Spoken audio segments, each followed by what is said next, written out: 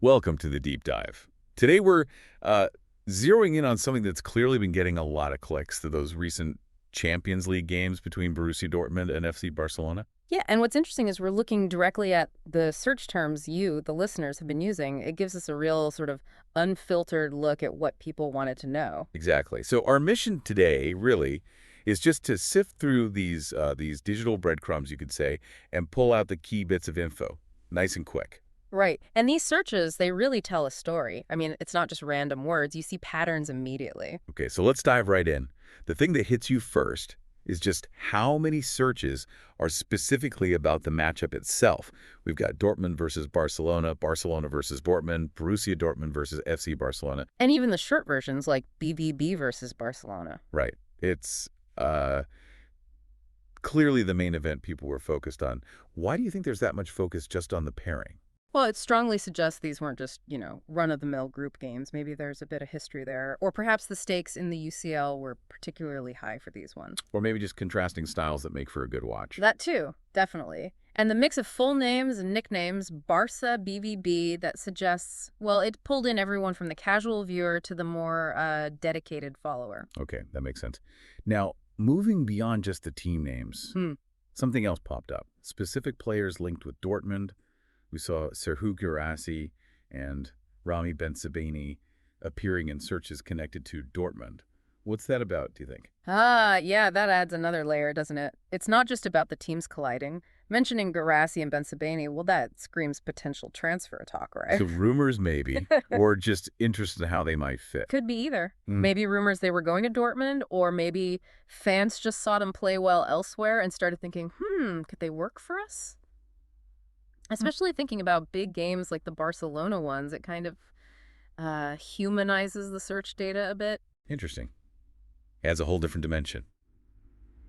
Okay, shifting gears slightly. There's a practical side to the searches too. Things like where to watch Borussia Dortmund versus FC Barcelona. Pretty basic, but essential. Absolutely essential. I mean, it's fundamental, isn't it? You want to follow the team. You need to know how to actually see the game. It highlights that very practical need for broadcast info. And tied into that, seemingly, is the need for live updates. Exactly. We see searches for UCL scores, Champions League scores, even just UCL matches. People want that instant information as it happens. Precisely. In this day and age, you expect to find the score the second you search for it. But it wasn't all super specific either. We also saw broader terms, just Barcelona game or Dortmund. Right.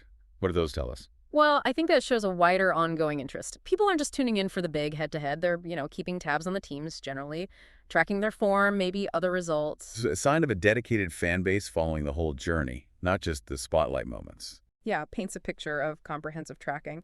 And then finally, there is this real desire for detail. Searches like Borussia Dortmund versus FC Barcelona lineups. And stats and even timeline. Exactly. That shows a much deeper level of engagement, I think. Fans aren't just after the final score. They want the nitty-gritty. The tactics implied by the lineups, the key stats that tell the story behind the score, the flow of the game. It's a more analytical approach. Suggests a pretty sophisticated audience, yeah. They want to understand how and why things happen. Okay, so pulling all this together then. That seems pretty clear. These Dortmund-Barcelona games in the Champions League were obviously a huge focus. People searched directly for the matchup, possibly because of rivalry or high stakes.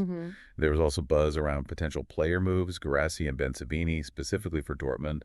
And then the practical stuff, how to watch, getting live scores. And the deep dives into lineups, stats, timelines. Right. So for anyone wanting the quick takeaway on what fans were really locked onto around these games, this is pretty much it. It maps out the core interest quite neatly. Yeah, it really does. And, it kind of makes you wonder if we took this a step further and looked at, say, social media chatter right after the games, what other stories or key moments would bubble up? What controversies or big talking points did these initial searches sort of lead into?